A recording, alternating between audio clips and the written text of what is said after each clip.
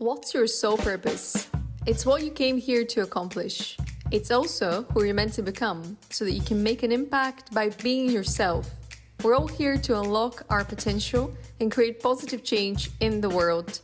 Everything starts with you. One is not born into their purpose. One steps into their purpose. Were you born to do it? Welcome to Born to Do It, the podcast where we explore people's soul purpose by looking into their natal birth chart and analyzing their life choices that got them to this point of curiosity. My guest today is a visionary entrepreneur and leader who is introducing a brand new title into the workplace, Chief Consciousness Officer. Welcome to Charley Johnson. Thank you for having me. Great to have you. Obviously, the first question is going to be about consciousness, but before we get there, when did you experience your awakening? That's the big question. Well, mine is a little bit different. Mine has been very. I didn't have any flashy experiences that everyone reads about, and I think when people read about those experiences, they create an expectation that's pretty unrealistic. You know, you hear of many people having some flashy thing, becoming one with all, but the vast majority of us is just subtle. So mine was during just time with my teacher. Certain things I couldn't see the clarity, certain things I didn't understand. And then I'd be driving one day along the road and it would just click in my mind. I'm like, oh, okay. And then they just add up over time. And now it's just there's nothing special about it. It's just a part of life now. It's no different than how you experienced life at being 8 when you were 8 years old. Then you experienced life being different at 15 and 22. It just naturally progressed. So the awakening has been very subtle for me. Gradual process. My question now becomes then, how did you know it was time to have a teacher? Because I think this is where a lot of people think that they need to figure it out on their own until they realize, oh, I've actually had a lot of teachers being sent my way from the universe. I just didn't want to learn from them. Yeah. It's kind of like that analogy of the guy in the middle of the ocean where he prayed to God for help. He sent a boat. Boat's like, hey, you ready to go? He's like, no, God's going to help me. And then a plane came by or something. It just time and time again, and guy ends up drowning. He gets up top. He's like, hey man, I thought you were going to help me. He's like, I sent you a boat, a plane, and a couple other, like, we're not paying attention to that. Same with me. I didn't have the structure or the awareness of the spiritual path or religious path or a teacher or meditation. The universe luckily crossed individuals' path towards mine that, like an old guy, that guy was, I call him Spiritual Dick because his name's Dick Birch. He came up to me one day in my early 30s and said, I feel like I've known you from a past life. So that sentence, I'd never heard the words past life. It didn't even, not only did I not only think it was our only life, wasn't even my awareness to think of other things like that. Something about that phrase broke open some dam. And it led to me being very curious. What does that mean? How do I learn about this? He gave me books. He taught me about meditation, and it just progressively got to the point where I was with my teacher. And that teacher, very, very special, very enlightened individual that very few people cross paths with for a good reason, because he is not teaching. He didn't teach me to teach me. He wasn't teaching me anything. It wasn't about learning. He was stripping everything away. He was removing my conditioning, my bias, my understanding of choosing sides, what's right, what's wrong, what's up, what's down, what's Republican, what's Democrat. He stripped it away. So he created a very, in a sense, neutral individual that, in a world of division, in a world that has everyone fighting for their side, it's a unique place to be. Absolutely, yeah. And it's part of stripping away the ego, I suppose, or what's unnecessary from the ego. Because I do believe that the ego allows us to maintain the story of this lifetime. Sure, we have multiple lifetimes, some more than others, but we still need to value that story that we've been crafting from the day we were born. And that is the healthy function of the ego. You being able to use your life choices and your decisions and your story so far as the testimony, I suppose, because we're learning. We're in the human world right now. So we're bound to make mistakes. While the consciousness is infinite, we are not. While the consciousness might be perfect, we are not. And in the process of that remembrance that happens, we're also remembering that some of the mistakes we've done in multiple lifetimes, and some of them we get a chance to cut off from our blueprint in this lifetime.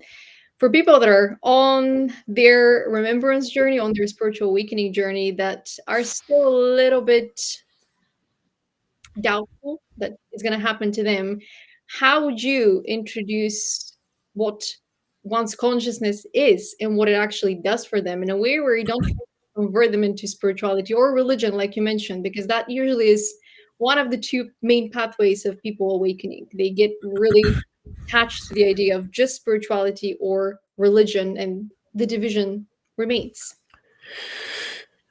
So I'm looking at the screen now. What's one's consciousness and what does it do? So everything is consciousness. Every consciousness is fundamental to our reality and to our experience. You, me, your listeners, everyone watching, we're all swimming in it. So consciousness, there's conscious, like I'm conscious, I'm listening, I've got my senses. Someone gets knocked out by hitting their head, they're unconscious. Consciousness is everything physical and non-physical. Everything.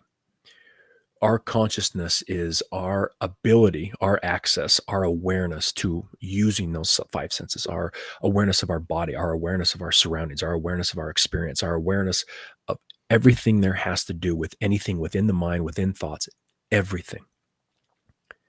Everything is consciousness. We are only using the mind. We are continuously being taught about the mind, mental toughness, the mind this, the mind that. Every type of self-development is about the mind. How we learn is through the mind. How we read is through the mind. How we absorb this information is through the mind. The mind is merely the middleman. And the middleman is the thing that creates all the issues on the planet. The same mind that creates a problem can't solve it. The source of the mind, of our thoughts, of everything is consciousness. There's there's something everything came from. Let's just very simply logically think about that. We came from something. The mountains came from something. The planet came from something. The universe came from something. Our thoughts came from something. It's knowledge came from somewhere. Knowledge is structured in consciousness. We are structured in consciousness. Everything is consciousness. Tapping back into that source and using the middleman as a servant, not a master, is what we really need to start working towards.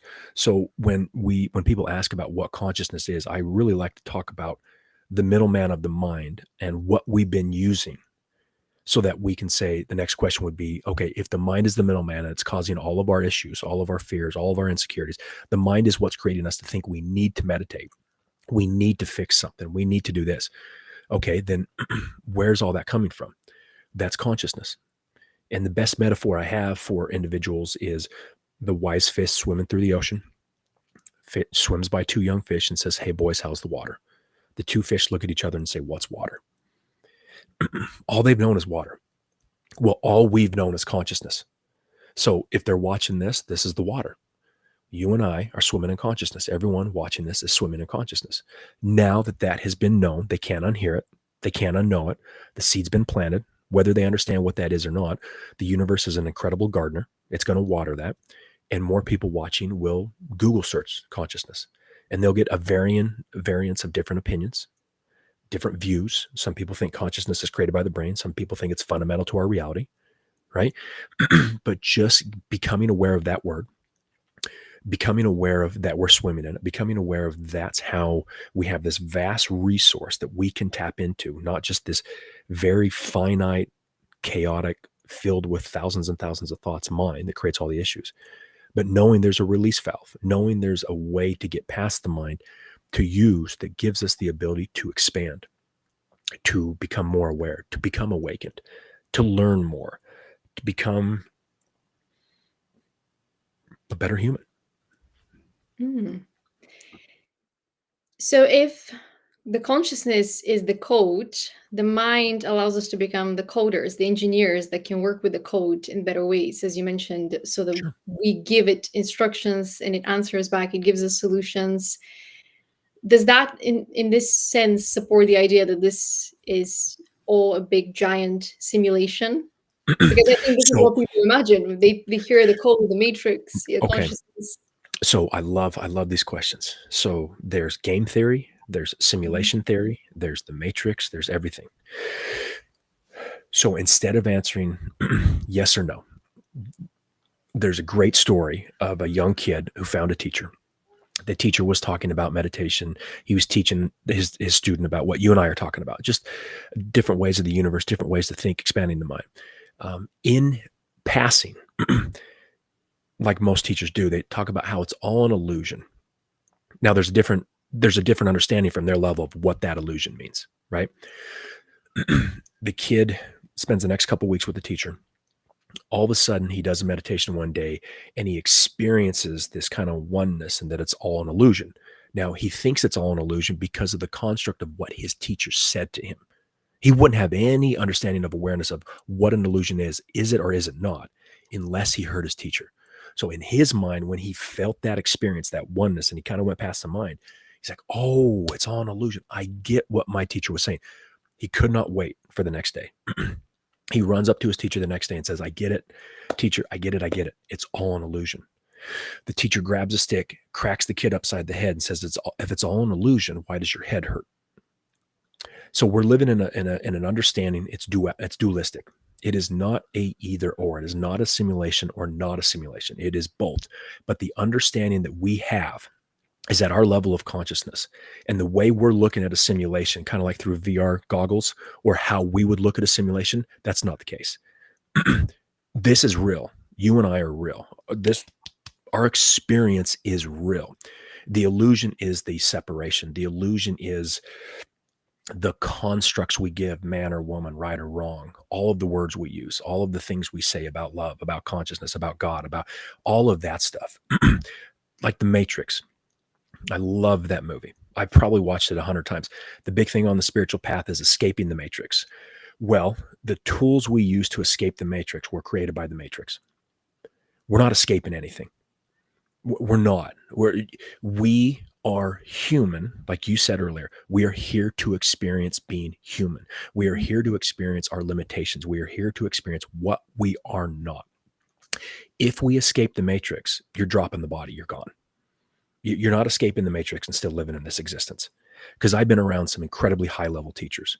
And if you read other high level teachers and you really listen to what they're saying, they're not escaping the matrix. That body's going to die. Some of them get really sick. Some of them have a hard time getting out of bed. Adi Ashanti had to quit teaching because he was so exhausted. Well, if he escaped the matrix, then he shouldn't need certain things. He's escaping just be a piece. It's not a piece of cake. They talk about being human, being embodied in this 3D realm, because where we came from, it was the polar opposite of that. And from what I hear from near-death experiences and listening to teachers and my own direct experience, we got bored. We got bored to come here to get our teeth kicked in this physical, dense human realm. So the matrix, the illusion, the game theory, even Donald Hoffman and Bernardo Kastrup, those really intelligent scientists trying to talk about what consciousness is, and the VR headsets, and our mind is creating this illusion. This doesn't Mhm. this doesn't feel like an illusion to me in the sense that we would understand it at our logical mind level.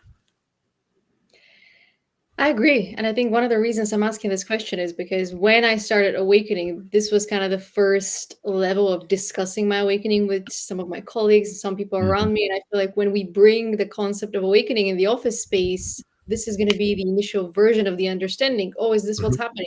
Is this, the kind of experience I'm having to have to go through right now? And there's something to be said around us trying to replicate that because at a unconscious or subconscious level, we already understand what it is, but we're trying to bring it to the conscious level, which is why we're creating VRs and AI, and we're trying to replicate what the matrix is doing through us instead of trusting that process, going within and actually channeling. Because going and asking ChatGPT to give you an answer, you can do the exact same thing with your own consciousness, depending on how connected you are. And if you're not connected, obviously you're going to hear silence. I've personally been disconnected when I was around 20, 25. I was literally disconnected from my own consciousness and I had to rebuild that journey. So I've experienced both being disconnected and fully connected overnight, which caused me to kind of abandon my previous life, which it's not an easy journey. And one of the points that you bring about the energetic toll that it takes on you to actually remember all of that, Mhm. it can actually bring you to the point of total, like your body needs to receive the information. So you're grounded. So you spend hours and days in bed. However, there is also this level of spiritual mastery that some people, I think, get lost in it. They go into meditation for hours and days and then completely forget that they have a mission to support people on the earthly plane. And while it might seem like it's not as important as that spiritual stuff, those spiritual teachings and wisdom, the real work happens here and the real research for the consciousness, because you're not just receiving, you're also collecting. Every day that you go around and meet people and you're talking to them, you're collecting data that you're sending to your own database, that inner database.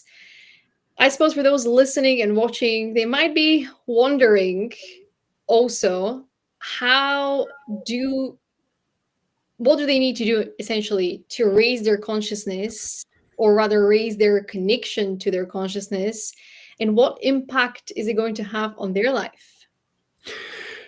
What does it mean to raising your consciousness? To me, is clarity. You are here. This is your awareness. It's very limited. It's very scoped, and then it expands. So you start to pay attention to more. Everything you need, everything we've thought our world was here, all the thing that comes into this very small, finite perception is our conditioning, our bias, what we think the world is, what it's not, what side we choose, what religion we choose. When you raise your consciousness, in a sense, you're just expanding your awareness. You can see more things. Now, most people would say you need to meditate, you need to do ayahuasca, you need to do psilocybin, you need to do certain things. That's fine. I mean, I did them all. Right. I did every single possible modality you could possibly think of. The teacher, the psychedelics, meditation, energy healing, everything. When all I needed to do is just understand the conversations like you and I are having are planting seeds within the individual, and they can't unhear it. And it starts to expand their mind in a sense where they'll start asking different questions. They may not admit to it. They're not going to talk about it in their religious circles or their spouse, but they're going to start Google searching certain things. They're going to start asking different questions. It's going to expand the possibility of what they think is possible. For the typical spiritual path, yeah, meditation is going to help with that, right? Quieting the mind, just being one with just becoming aware of just how much you've lived your life in a distraction, what we call life, kids, family, spouse, work, TV, Netflix, going out and drinking with your buddies, all that. We have just continuously, unconsciously lived life in a sense to keep ourselves from ourselves. That's why the spiritual path is so difficult for most, is because for the first time in their existence, they're aware of their thoughts, what they really feel, how they're really thinking. It just scares the hell out of them. But that's okay. Every one of us goes through that. You just spoke about from between 20 and 25, it's hard to come back. To raise your consciousness could be through meditation. It could be through psychedelics. But just reading different books, asking different questions, crossing paths with different individuals that you may not be comfortable with or that you may have thought were crazy in the past, go find out for sure if they're really crazy. Just because they're doing certain things, talking different ways, kind of like you and I are talking, they're not crazy. What we're talking about is more normal than what most people talk about, because we've already removed the mystical and the magical part of it. It's just part of consciousness. You start to understand consciousness, you understand that it's just as normal as driving a car, going to school, meeting with your friends, right? It is all part of the process. This conversation you and I are having are expanding people's consciousness. But the most powerful thing to expand your consciousness, and luckily it has nothing to do with you, me, or Stella, is the universe. This shift on this planet is raising consciousness. And lucky for you, you're a part of it, and so am I. And it's taking everyone from wherever they're at and expanding their awareness and raising their consciousness. It's taking everyone who's in third grade and pushing them to fourth and fifth. And everyone who's in elementary, it's pushing them into junior high to high school, and just continuous on.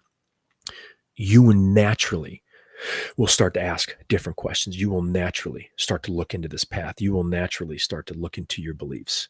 And thank you, universe, for doing that. And thank you for those who chose, such as you and I, and everyone watching on this planet who chose to be here at this time, because it is very unique but also very tough. So expanding one's consciousness, for people watching or anyone who will watch this, there are tough parts to it.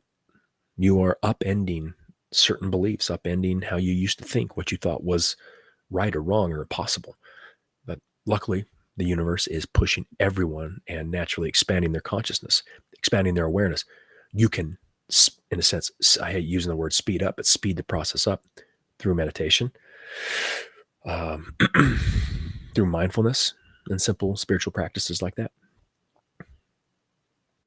Absolutely, yeah. And there is a thing around having the individual consciousness, which is your own evolutionary path that maybe started a few lifetimes ago, maybe it started in this lifetime. Nobody knows with certainty. All we are Mhm. given are brief glimpses of moments that are relevant to our story. We don't need to remember everything, we don't need to know everything, but at the same time, we're all plugged into the collective consciousness or the collective matrix. And so, one of the things to be aware of is that there is a version of the matrix or a version of life that's a little bit more corrupted, that's a little bit darker, that's a little bit more surrounded by illusions or created by illusions, where politicians are vague with their intentions and industries create solutions that are actually destroying something, but they're not letting you know. And there is a version of the life that we get to co-create that is filled with more clarity, more light, more purpose, where there are actual solutions that allow us to evolve beyond the same tactics. And this is why we're doing this. One way to explain the awakening is our bodies, our DNA has been destroyed through the process of us neglecting that connection to our consciousness, because we just became consumers of what was available without understanding that we're also creators and we're co-creators, and we can create just by being here with our essence, with our authenticity. What would you say are some of the boosts in one's experience of Earth when they begin to focus on their awakening, on their connection with their consciousness? Because we've mentioned that sometimes it can be rough, it can be tough, it can be energetically exhausting on the body, it can be very challenging for you to prove to the people around you that you're not going crazy just because you're seeing the world around you, which can create some distance between your loved ones, which is going to attract new people. But in the process, you might need to move in isolation with the people from the people that you know. But at the same time, there are positive things that you might experience, such as increase in intuition or the ability to see things, to receive clues in your dreams, or experience time travel almost. So, what would you say are some of the things people should look forward to in that in the process of raising their consciousness? Well, the beginning of most people's path is very exciting, right? Because Mhm. you're learning something new. It's like you're going back to school after summer and there's new kids, there's new girls, there's new boys, there's new teachers. There's something that as you get older, you start to understand what you really want. And then you'll start to learn more about that subject. The beginning of my path was awesome. I mean, I was around a teacher who was incredibly intelligent. I felt like he was going to really expand me as a human. He was teaching me things that very few people understood. He was having me read books that very few people read. Um, he was giving me techniques that I had never heard before, right? All the newness of the spiritual path is incredibly exciting. Most people at the beginning, and maybe for quite some time, will enjoy it because you're expanding, you're learning, you're different. You've got this, you've got this pressure point. Your mind's full. You're chaotic. You're overwhelmed. There's too much going on. That's kind of a release valve. Mhm. You're expanding into the consciousness, into the universe. You're expanding. You're kind of letting your mind breathe. You're letting your body and your soul breathe. So most people I know, including myself, the beginning, when we really start to look into new things, it's all new. It's like a kid in a candy store. Oh, I can meditate, and this is what it's going to do, right? Because we're looking at trying to find something that's going to make us better, and every one of these modalities talks about how it's going to make us better, right? And that's all we care about at the beginning. Great. The Akashic records. You mean there's an invisible library that can tell me about my past lives that I don't even know existed? Man, I can't wait to hear about that. Or energy healing. I've gone to the doctor and I feel like my body's off, but they keep telling me the tests come back normal. There's something in me that just doesn't feel right. So this energy healer that's over in Germany, 10,000 miles away, can make that go away. That's incredible. I want to tell everyone. I want to get my mom and dad to do it because I know they've been having issues too. It's exciting as hell. All of these modalities and practices that you never knew existed, that some of them defy the laws of physics and go against how you understood the world. That is exciting as hell. There may be a little apprehension and fear, but I think it's exciting. I think for anyone jumping on the path, whatever resonates with you, go do it. All of these modalities, hypnosis, maybe getting past a certain vice, drinking or smoking or anger, whatever it is. There's so many modalities that are unconventional in the way they'll help you get past them. And most people on the spiritual path have tried everything normal. They've tried therapy, they've tried doctors, they've tried certain normal things. Now they're jumping on the spiritual path and it's giving them hope. That's incredibly exciting. It was exciting for me. I loved it. The beginning is usually exciting, as you Yeah. mentioned, and it's usually more than just the beginner's luck. It's just this rush of dopamine that's meant to Mhm. encourage you to take more steps, because it's not all light and butterflies and rainbows. You also have to face your own shadows and kind of take accountability for the suffering that you've caused for yourself and for other people when you didn't know. Because in the process of understanding what your consciousness is and reconnecting with it, you're becoming conscious of your growth and how you acted when you didn't know better. And Yes. all of these all of this new knowledge that is not necessarily new knowledge, is just that it's been forgotten knowledge or hidden knowledge. We're bringing the light to it, we're remembering, we're adopting it into our everyday life. It's changing the way we live, not just the way that we communicate and work, but the way we live altogether, which is going to have an impact on parents, how they're raising children, which is going to have an impact on how we're welcoming brand new children onto earth, their souls, their consciousness that's already there. We're not going to suppress it and repress it anymore. So it's exciting to see what type of knowledge and wisdom the new souls are bringing. Yes. But before that can happen, I'm sure that these conversations around consciousness are going to continue in the workplace, which is part of your mission. So for anyone that's listening and is kind of into this work already, but hasn't considered what you're proposing, which is the role of a chief consciousness officer in the workplace, how would you advertise this role? Why would you promote it? And what would you say is the greatest benefit to both employers and employees having someone to be in that position within their company, within their community? This individual needs a business background. They need to understand the lingo. They need to have had some time with a teacher, some type of awakening process, kind of gone down the spiritual path. But someone who has unlearned a lot of bias and conditioning to the point where they're neutral, or at least more neutral than the masses, right? Because this position is not another wellness program. So let's real quickly talk about what it's not. Most companies in the last 20 years have created wellness programs, small, medium, and large, right? Their hearts were in the right place. A lot of meditation, mindfulness, yoga, tai chi. They would bring practitioners in. They would create a program that employees could get involved with. It was free. They were bringing these practices to employees, and they, see, some CEOs were for it, some were not, but they did it begrudgingly. Some in HR were for it, some were not, but they did it because of legal reasons. They thought it was going to help with retention, right? That's great. It doesn't matter why they did it. They did it. It was awesome. These wellness programs, and then the way the world is now, and how we're more divided and conflicted than ever within religions, within businesses, within politics, it didn't seem to hit the right spot. Right? It just didn't seem to hit the right spot because the wellness programs were kind of an all-encompassing thing for 100 or 1,000 employees who all had different beliefs. Some of them saw wellness and meditation as against their religion. Maybe they prayed a lot and they're Catholic, and the wellness program was an insult, right? So having this unique perspective and the clarity to understand how this works, the chief consciousness officer is going to bring a level of clarity and a level of neutrality that companies have never seen before, ever. They are not part of the wellness program. They are not spiritual. They are not going to come in and force people or try to coerce people into meditating and becoming more mindful and becoming more spiritual.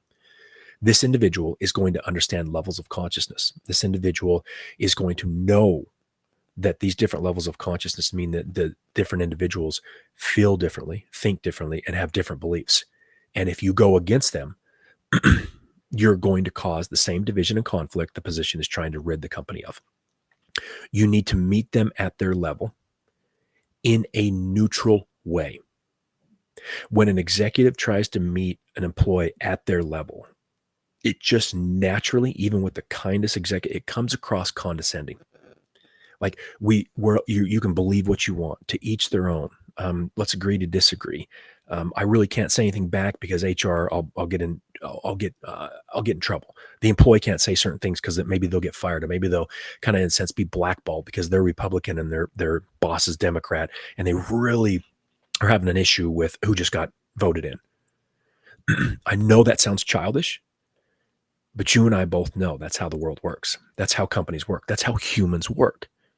This position would become a secret weapon for customer service, for sales, for marketing, for C-suite executives, for the CEO, because they would bring a neutrality and a clarity that would help the individual raise their conscious naturally, bring down the walls, allow them to be more authentic, which naturally reduces division and conflict. They would be able, because HR is kind of handcuffed in certain things, they can say, this position would report to the CEO. They would not have authority over any other part of the company. So you're basically putting them in a position that these people would look at them as someone they could utilize. They could use them as a tool. They could start to understand what this tool could be used, what this individual brings. It would take time. But once they understood there was this neutral tool that understood business, that understood everything they were talking about from any level they were coming from, that's like basically having a coach on staff for every employee.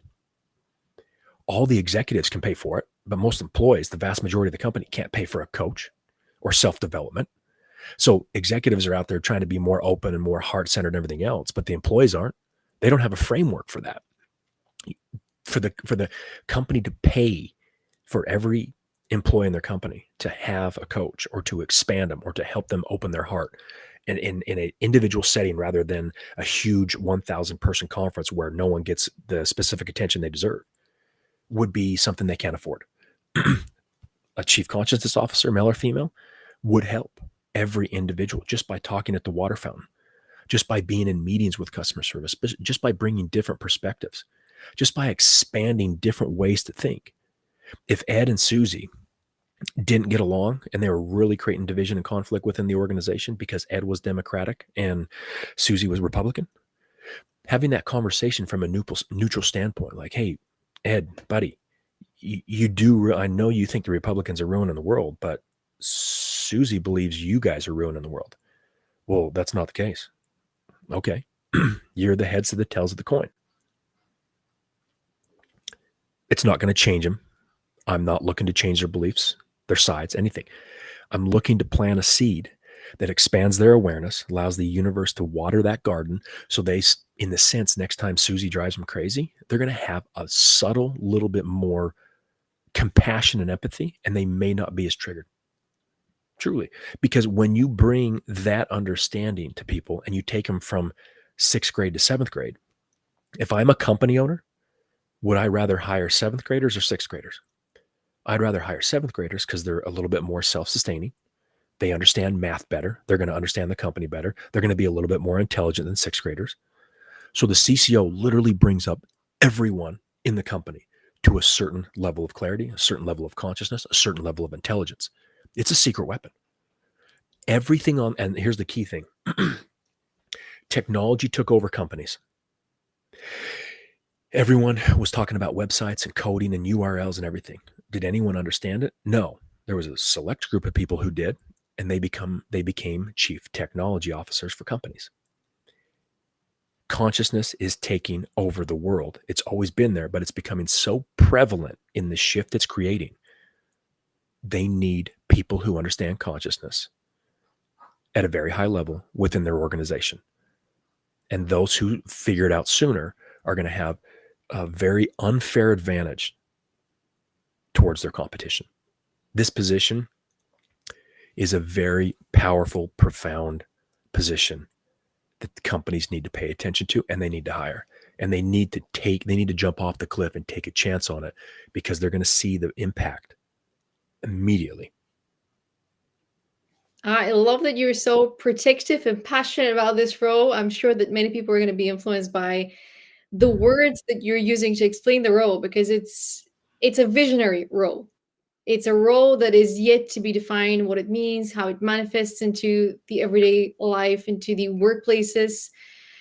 The more you're talking about it, the more I'm visualizing this individual guiding people back to themselves, back to who they truly are, opposed to the beliefs that society has given them as the coping mechanism or the coping skills, and helping people to make decisions for themselves, helping people think for themselves, to continue that self development, self actualization. Because ultimately, it's not about guiding people to one particular god or entity, but rather to guide them back to the self, to that unique expression of consciousness, and realizing, wait a minute, actually, my purpose is not this. It's not the role that I have at this company, even though that role is amazing, the team is amazing. I'm actually here to do something completely different, because I was able to reconnect with more of my own consciousness, which then frees up that space, that position for somebody who's more aligned with it, so that productivity can continue. Because at the end of the day, companies get started so that something can be accomplished, but you need the right people at that company, at any company. And the more people are conscious of who they are and what they're here to do, the faster companies are going to be able to achieve what they're here to achieve. And I would say Yeah. the more they're going to be visualizing greater goals, more aspirational goals, more futuristic goals, which the chief consciousness officer is going to support them in, first of all, conceiving as a vision, and then second of all, channeling that, sharing that, and using the right words to communicate it. But as you know, most leaders, when they receive the vision, only they can see it, only they believe in it, which is why they're so passionate about it, and which is why they're trying to communicate it. Yep. But when you have someone who's able to elevate the consciousness of others and support them, they might be able to see it much faster. Especially, Yeah. like we talked And about telepathy a little bit in our previous conversation. Who and knows? That that's might be the future. that's the point. Is it's not some third party or authority figure within the organization that's in a sense forcing them to you are bringing clarity, a shifted consciousness, a expanded awareness, so they come up with the answer. Mhm. This is about business. This is about profit. This is about making, we all need jobs. So instead of saying business is bad, executives are bad, profit's bad, it's not going away. It's shifting. And for all the people who think all of these systems are breaking, they are breaking down, but they're not going away. They're just changing. So if that's the case, let's just bring a little bit more clarity to every individual within the organization, not from a spiritual standpoint, and not even talking about it in that realm. Just saying we're going to allow you to have better answers for yourself. We're going to give you the clarity. We're going to use a word that people can pay attention to. Not about consciousness. Not about. We're going to give you clarity, right? Because there's going to be certain people in the company that we can talk about what you and I are talking about, and there's going to be certain people in the company that we need to talk about it on a very simple level. Maybe they're super religious, maybe they're super spiritual, maybe they're completely atheist. It doesn't matter. We've as a chief consciousness officer has the clarity to know where that person's at very quickly, almost immediately, just by their energy, just by knowing how they talk, the questions they ask, the books they read, the way they get upset about certain things.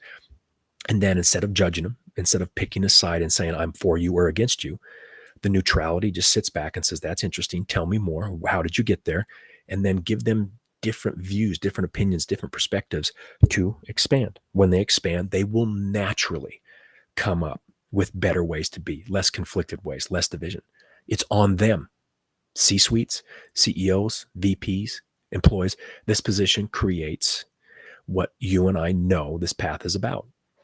Because we can go do every modality and every practice and go to the ends of the earth. We will come back to ourselves.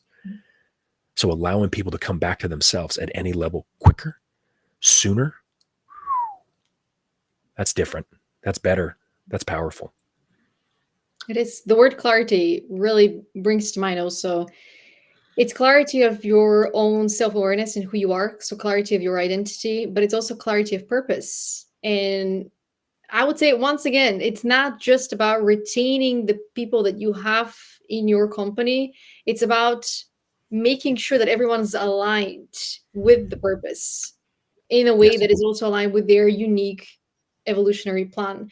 Because we're each here to evolve continuously. Just because school ended and we're now working doesn't mean that the studying or the learning has finished. In fact, we're supposed to continuously transform, whether it's through remembrance or through learning about the world, experiencing different things, experimenting. And so I think it's going to shift the way people view their role on Earth and why they're meant to contribute a little bit more, but contribute in different ways. It's not necessarily about working more or harder, but rather being more present with Yeah. your true essence, not by pretending to be someone else or trying to be like what the role asks of you to be, but rather making sure that you are who you are supposed to be, and then making sure that you're in alignment with the role that's available, or introducing a brand new role, like what you're proposing with Chief Consciousness Officer. Well, what you said about purpose, this position would also translate what that meant to different parts of the company. Because what that purpose means to a CEO, to a C-suite, to someone who's really engaged in work is going to be different to someone who maybe is not that engaged in work. They're just looking for 4:59 to come around so they can leave home. They're not leaving, they're not upset, but they're not as engaged.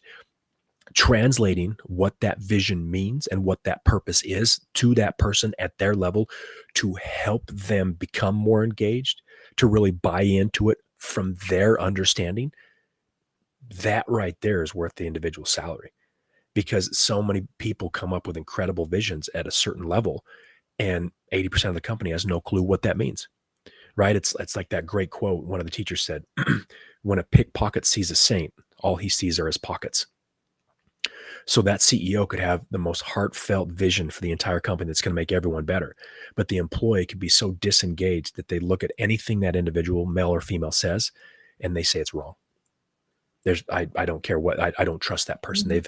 They're a CEO. They've got a ton of money. They don't understand my struggles. They're not going to, it doesn't matter if that individual had the cure for whatever ails them. They're not going to listen. This position becomes the gap, becomes the bridge. They bridge every river, every gap between employees or teams or executives, or they become the bridge. Truly, that position becomes the bridge within the organization, and it really removes division and conflict. Like someone coming up and saying, I really don't like Susie. Do you know her? No, she's on the marketing team. We don't talk that much. Okay. Well, why don't you go get to know her? Maybe you guys have a little bit more in common than you think. Instead of just saying you don't like her, go get a coffee with her, get lunch with her, just for the hell of it. Just ask. Every time someone does that, their opinion of their hate for that individual always changes. Always. Mhm. The Chief Consciousness Officer, and I feel like I mentioned that last time, is that it kind of reminds me of the Chief Communication Officer, but there is the advantage to this role that there is the awareness of the energy, the awareness of the frequency. So this individual is more advanced when it comes to reading people, and they're more neutral. So they're not really attached to an agenda, but rather they're attached to the idea or the mission of understanding and bringing that understanding forward. It's like a ripple Yes. effect of reducing the barriers to understanding one another, but also oneself. Because sometimes we might transform, we might change in the span of a couple of months, and then think to ourselves, what's happening? Like when I started this role was amazing, and now I don't feel aligned. Yeah. When did that happen? But Yeah. that's normal. Like, we're meant to be transforming all the time. It's just that Yeah. we don't have necessarily someone to support us in that transformation. Yeah, and that position too we are creating a whole new planet, a whole new earth, a whole new business, a whole new life. The quote of if you don't understand history, you're bound to repeat it. We're not repeating shit here.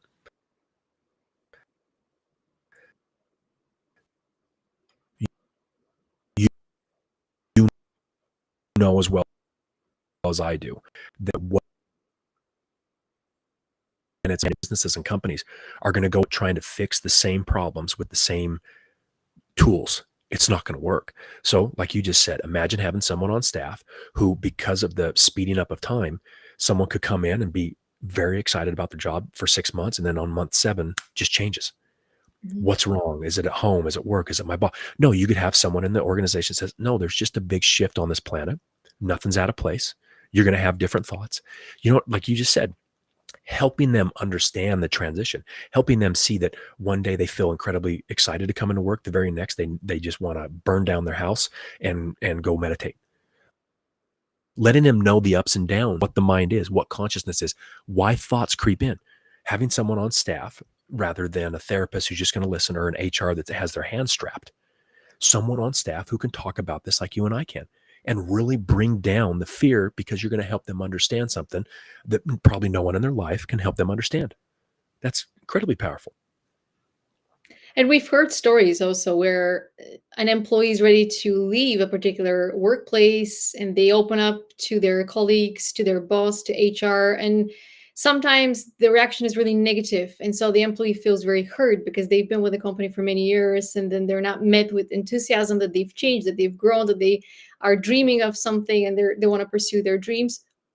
Alternatively, we've heard some really positive stories. So I think as we're raising our consciousness, as we're having more chief consciousness officers and people that operate in that realm, I suppose, of possibilities, they're going to assist people with their transformation and with the evolution of all of Earth.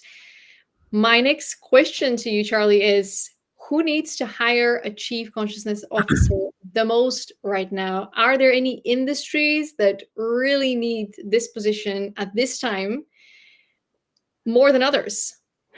No, everybody.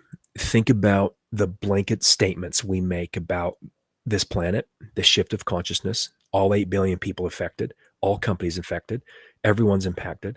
Consciousness is fundamental to our reality. So it's already in business right now. Everyone has access to it. They just don't understand it. Every company, small, medium, and large, should be hiring an individual like this, or at least someone who can start to help them with this transition. So it's not the fringe, eco-friendly, sustainable companies. It's not the tech companies. It's not manufacturing. It's everybody. I mean, if you kind of leave your bias and conditioning aside, if you are okay not understanding what this position is and consciousness is, when you hear us, you and I talk about it and describe what that position will do, what they can do, how they impact, how they talk about things, how they can bridge gaps between the division and conflict that is very wide right now, which is just a fact. Everyone in every company would agree with that. This position would bridge that gap. That sounds like a position every company needs. So Hmm. everybody, all companies, this position would impact every company, every employee immediately. Guaranteed. Is there another role that you envision that is as important as chief consciousness officer? Because you've mentioned a couple of times the word mindfulness and, having people to participate in the bonding exercises and activities, and some of them get offended because it's out of alignment with their belief system. Is there another role that you're kind of envisioning take up more space in the hiring process that has to do with the self-actualization? And it could be as simple as moving people from the mind. So literally having coaches in the team that help with movement, more somatic practitioners, or almost like creative positions that get people out of the responsibility so that they can invite more creativity and playfulness. I think it'd be a combination. because like we talked about earlier, the wellness programs and the individuals they brought in the past were coming in with their heart open for the right reasons, doing the right things, getting people to try and do certain things that would absolutely help them. So I'm not against that. But like you said, they came in spiritual, meditation, somatic, whatever. All of those words turned off quite a few people within the organization because they were super religious. They were big into prayer, which is great. And they thought Buddhism they thought every form of meditation was Buddhism, and that's against their Catholicism. So these companies are going to continue with consultants and practitioners and teachers and somatic. And I mean, I see them all over LinkedIn. These individuals who are helping executives, helping companies learn these different modalities. The CCO would be on staff to help bridge that gap. Because if you're a meditation teacher, all you're going to talk about is meditation. And if 50% of the 50 employees you're working with in that organization are Catholic and they think Buddhism is wrong, you're in deep shit. You have a CCO on who talks to those other 50% and says, it's not Buddhist. You can use this technique, Jesus meditate. You bring in the correct understanding of that technique from a neutral standpoint. I'm not a consultant who came in, I'm going to try and force everyone to meditate. It's me. You trust me. You know my neutrality. You know I don't have a dog in the fight. Hey, Susie, come here. This is what it's about. I'm not telling you to not be Catholic. I'm not telling you it's Buddhist. No, this individual has their heart in the right place. You want something. You told me, Susie, you're stressed and then you feel kind of overwhelmed. This will help. That combination, so a CCO would not replace anything that's going on within the organization. They would not take the wellness program out.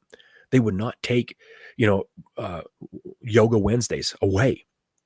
They would probably naturally help more people get involved with the wellness programs with Yoga Wednesday and Meditation Monday when they explained it in a neutral way and helped them from their level of understanding and their religion and their beliefs to say, this is going to impact you and it's not going to go against your God and it's not going to impact your religion and it's not going to hurt your family and it's not the devil and it's not a different religion.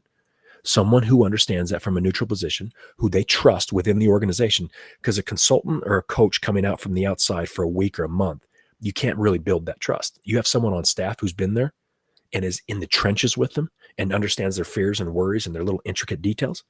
And that person says, hey, you should try the wellness program because that's a perfect combination. And there's a growing number of individuals such as yourself who do incredible things for companies. I think it'd be great to have a combination. I love this. I do want to role play a scenario with you.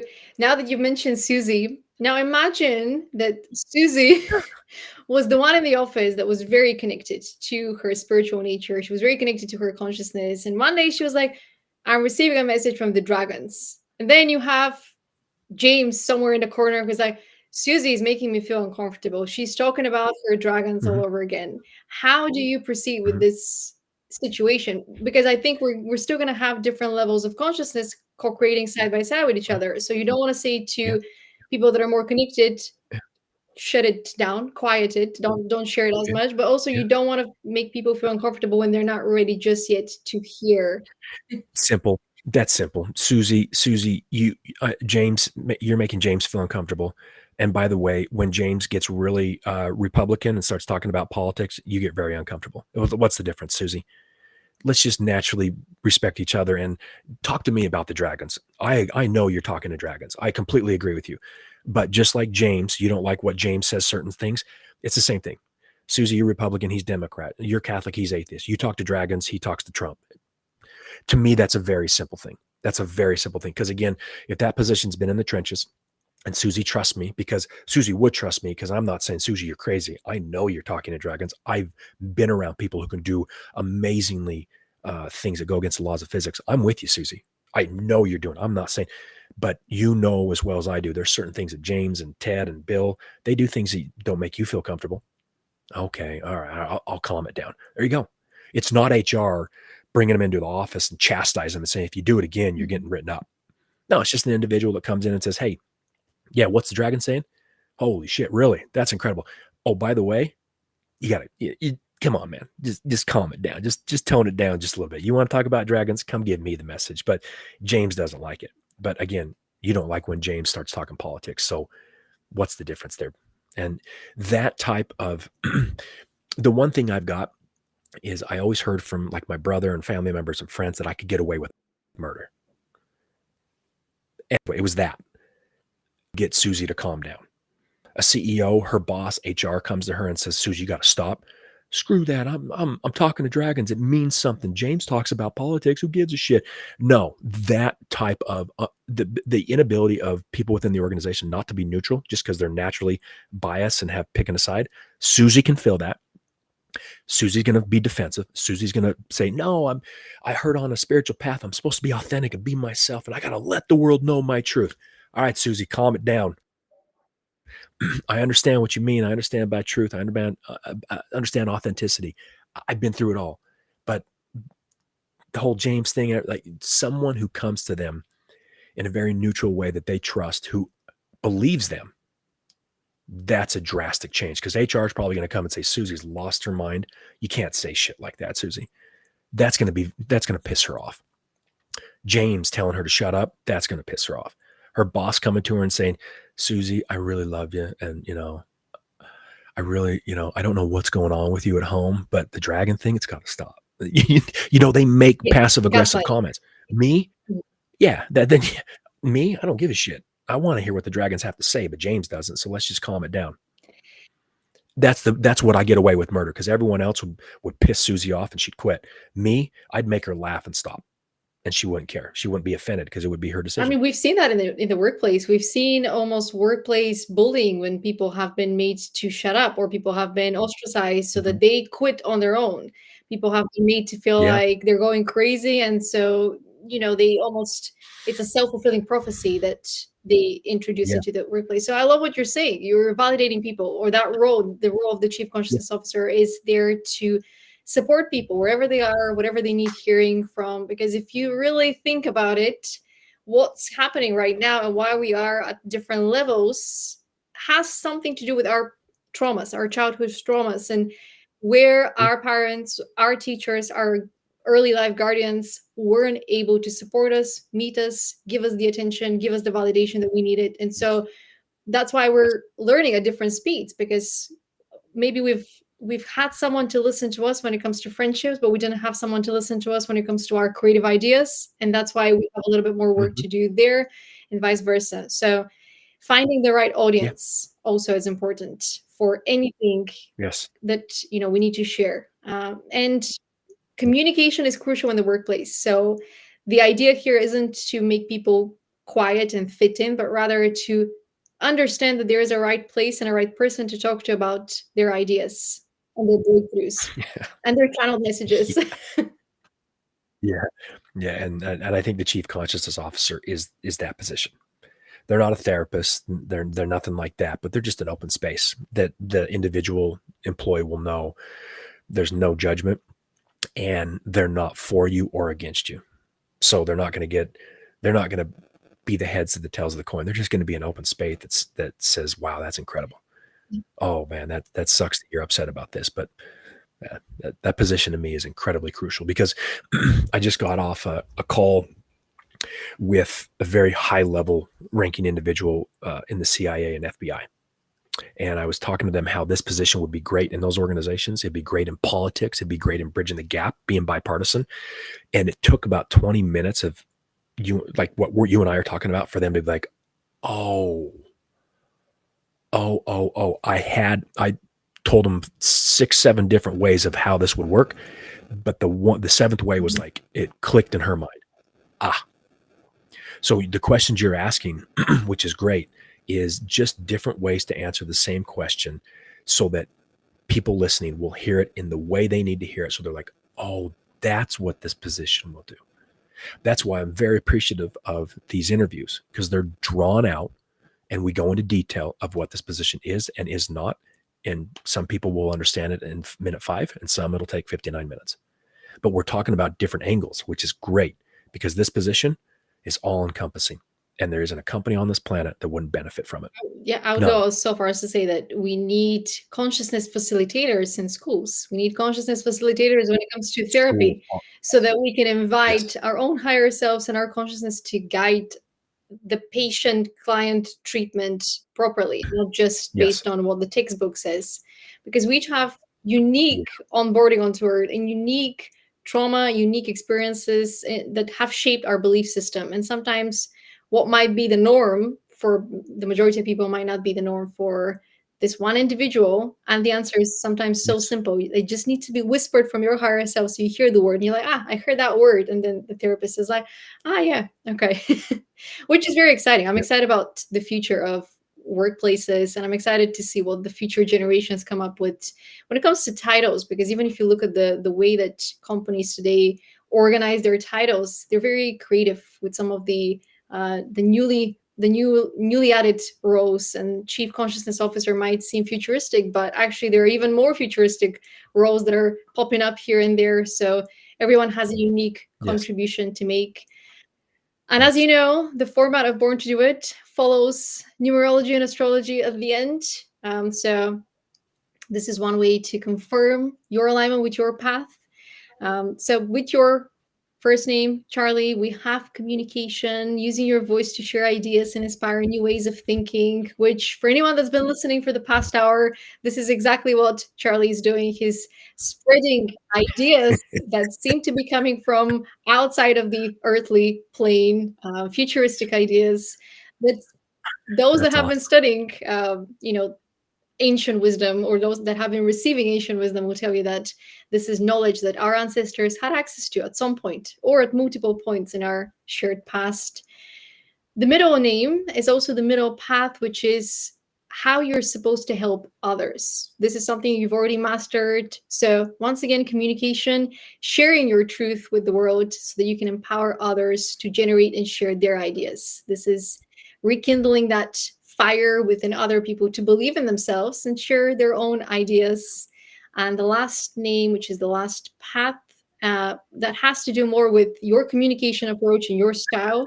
How you're going to find that belonging into the world is through leadership, leading with your authentic expression and being a new earth role model, or rather a role model for new ways of being on earth. Which takes us to life path 7, the life path of partnerships. Your overall mission on earth is to just establish partnerships with as many people, one to ones, group projects, communities, so that you'll be able to share your ideas and then inspire other people to share their ideas and kind of awaken maybe some new leaders. That's awesome. That is spot on. That's There's great. alignment here. Yeah, absolutely. I mean, I thought you created this just for me, but that's like, yeah. And the my phone number, 633-6033, threes are everywhere in my existence. Addresses continuously. I'll find myself in random places and the address will be 1333. I mean, my God, that's wow. That's awesome. Thank you.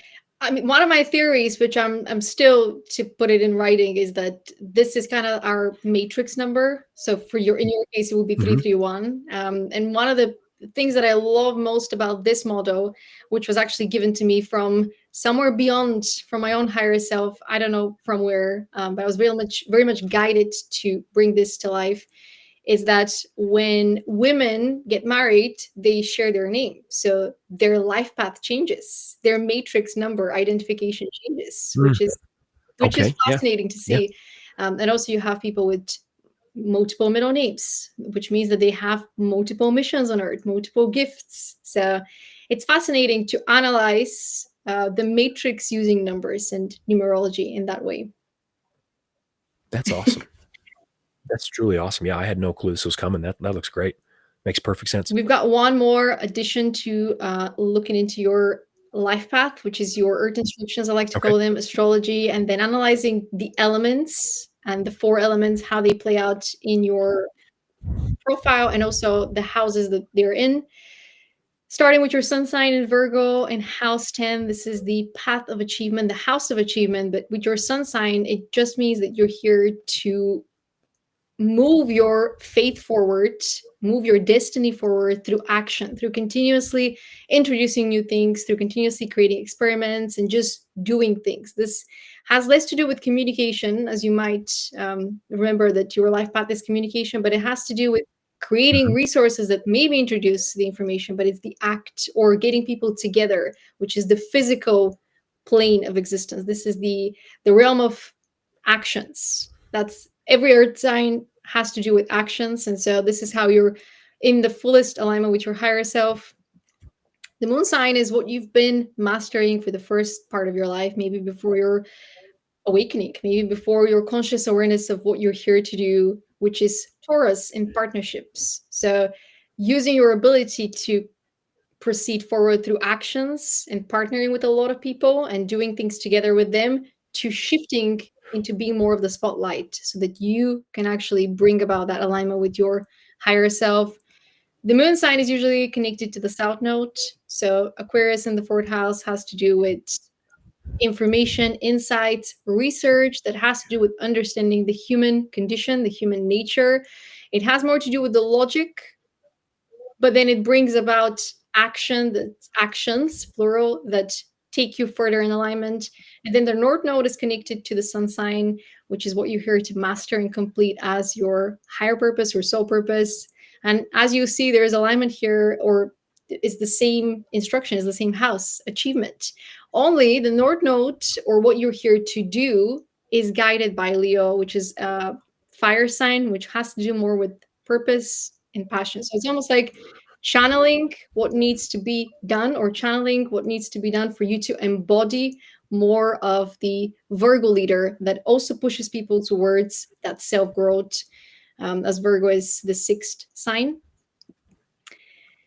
Rising sign Scorpio. I'm going to do them together, Rising and Venus sign, because they're both water signs. This is where you get to shine with your emotional intelligence and meeting people where they are. Scorpio is the sign with the greatest depth when it comes to emotional awareness and understanding. And your Venus sign is showing the people that you're going to have the strongest bonds with on earth. These are your soul tribes, your business partners, people that can understand you at the level of your emotions, to the extent of always pursuing the higher meaning. Why are we doing this? Why is this important? You don't need to explain to them. They already understand you at the level of the heart and the emotions. And to bring this into the full picture, with the sun sign in Virgo and the North Node in Leo, both in the 10th house, and your role, this is almost like a consciousness activator, because you're able to bring some of that spiritual energy and embed it into your actions. So using your actions to channel ideas and messages from your higher self that will bring people closer to their awakening. With the moon sign in the south node, which is your the identity that you've spent the first few decades of your life mastering and fully integrating, which is what you're here to pass on to people now and activate it in them. The community spokesman, so encouraging others to connect at a deeper level as you illuminate the way for meaningful engagement and co-creation. So bringing them towards using their mind, that the conscious mind, to more meaningful pursuits towards the human nature. So you don't throw them at the deep end of spirituality, but rather take it one step at a time.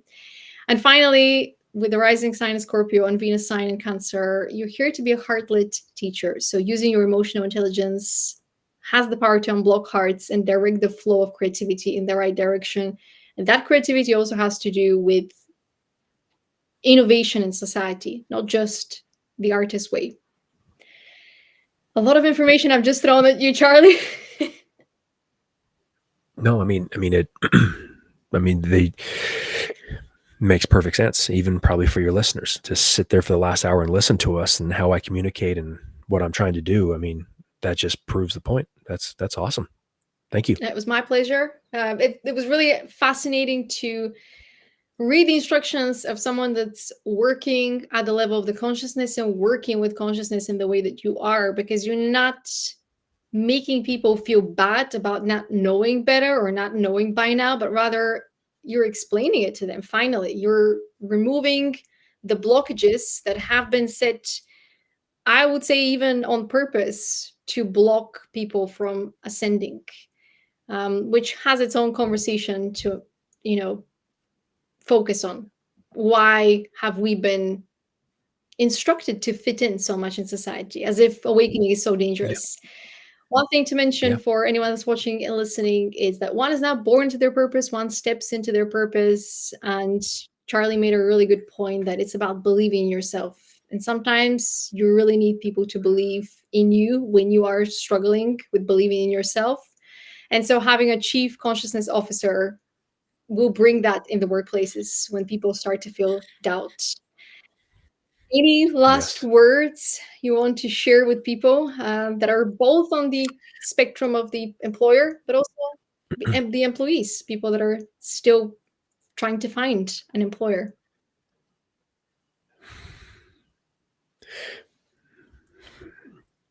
Just look into consciousness. I mean, I don't have anything when people ask that question. That just look into it, Google it, understand the difference of opinions with it. What is it? Why is it here? What does it do? What does it do? What does it not do? Uh, I mean, it is everything. It is fundamental to our reality. And we have just been playing with the middle mind, and the mind is overwhelmed. And the mind has created this chaotic world that we all see right now, just factual. Look into the source of the mind. It's consciousness. Not to change your beliefs, not to change your religions, not to change your political views. Just look into it. It's everything. Every belief, every idea, every thought, everything that you know, everything you'll ever know came from consciousness, not your mind, came from consciousness. Why would you not want to at least look into it and better understand what that is? Hmm. And there's something to be said that there is a reason why you're here right now, as you mentioned earlier. There's a reason why we're all here right now, why we're all undergoing this mass awakening, each at our own speed. The people that are around you, they're not enemies. Even if, you know, media has told you that some countries are enemies and some nations are enemies, we take that mindset and we bring it into the workplace, we bring it into friendships, and we think, oh yeah, this is my enemy. This is my, the only enemy right now is the lack of progress, is the lack of evolution. So allow yourself to grow and transform your belief system, and you see how much more united we are and interconnected we are than you might have even considered ever, even in your wildest dreams. Yes. This was awesome. I love the ending. I had no clue that was coming, and that makes perfect sense. It really shows that what that is, that information, that modality is spot on. That's awesome. That's my vision. That's my vision for the future, bringing this to places, spaces that want to act with more awareness and more clarity. And if we can bring that even into the education system when people are still young teenagers, and give them something like coordinates around their purpose, around their belonging, around who they are, imagine how their hunt for jobs or their hunt for belonging in the world is going to transform into, how can I share more of myself versus where can I find myself? What do I need to do to find more of me versus, and return the attention back to self? Which is where I think having a chief consciousness officer in the workplace is going to be doing exactly that, Yeah. allowing people to Yeah. return Agreed. here. So thank you for Agreed. sharing awareness around consciousness and around this new and exciting role. And thank you for joining me in Born to Do It. It was a pleasure to Thank you, co-create Steph. with you, Charlie. Thank you for watching and listening. Yeah, may you find more of your purpose in any future conversations that we do, but also in the time that you spend with yourself, because ultimately you're the source.